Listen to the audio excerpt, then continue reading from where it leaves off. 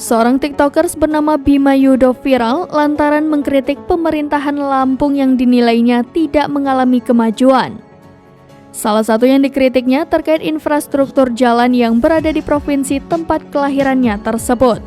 Dalam video yang diunggah, Bima menyebut jalanan di Lampung tidak baik untuk mobilisasi ekonomi bagi warga sekitar. Tak hanya Bima, beberapa netizen di media sosial Twitter juga memperlihatkan rekaman yang menunjukkan kondisi jalan yang berada di wilayah pimpinan Arinal Junaidi tersebut. Dalam unggahan video berdurasi 33 detik, diperlihatkan perjuangan warga yang menaiki sepeda motor sambil membawa bayi melewati jalanan berlubang penuh lumpur dan tak beraspal. Akun tersebut menuliskan lokasi jalan tersebut berada di UPTW Terusan Simpang 1, Lampung Tengah. Pada video tersebut tampak jalan berlubang dan penuh genangan air hujan.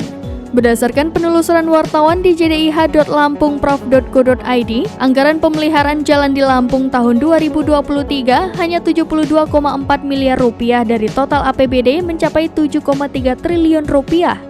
Hal ini tertuang di pasal 16 Peraturan Gubernur Lampung nomor 38 tahun 2022 tentang penjabaran anggaran pendapatan dan belanja daerah Provinsi Lampung tahun anggaran 2023. Bahkan anggaran 72,4 miliar itu masih dibagi dengan pemeliharaan jaringan dan irigasi.